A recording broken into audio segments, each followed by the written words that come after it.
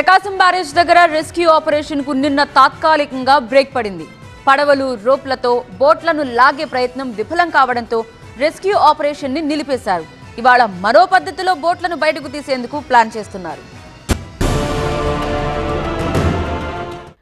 ప్రకాశం barrage దగ్గర బోట్ల తొలగింపు సవాల్గా మారింది.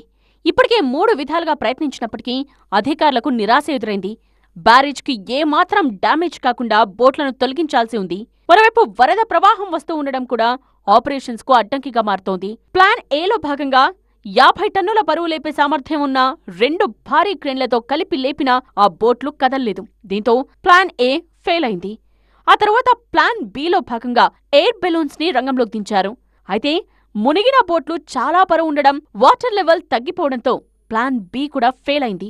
దీంతో బోట్లను తొలగించడానికి కచ్చలూరు బోట్ ప్రమాదంలో పనిచేసిన అబ్బులో టీంను కాకినాడ నుండి తీసుకొచ్చింది అధికార యంత్రాంగం. ప్లాన్ సిలో భాగంగా కాకినాడకు చెందిన అబ్బులో అండ్ టీం రంగంలోకి దిగింది. 7 భారీ పడవలను రంగంలోకి దించారు అధికారులు. మునిగిపోయిన బోట్లకు ఐరన్ రోప్లు, తాళ్లు కట్టి వాటిని ఈ 7 పడవలకు కట్టి లాక్కుంటూ ఒడ్డుకు చేర్చేందుకు శతవిధాలా ప్రయత్నించారు. ఇందులో భాగంగా ఓ బోట్ను కొద్ది దూరం కదిలించగలగడంతో అధికారుల్లో ఆశలు చిగురించాయి.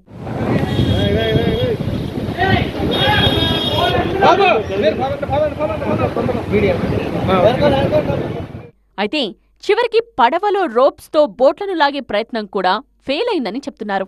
పడవలను ఒడ్డుకు తీసుకొచ్చేందుకు 5వ రోజు తీవ్రంగా ప్రయత్నించారు. Plan A, plan B, plan C కూడా ఫెయిల్ కావడంతో తాత్కాలికంగా రెస్క్యూ టీం ఆపరేషన్ను నిలిపివేసింది. మరో పద్ధతిలో బోట్లు బయటకు తీసేందుకు అధికారులు ప్లాన్ చేస్తున్నారు. ఇదైనా సక్సెస్ అవుతుందా లేదా?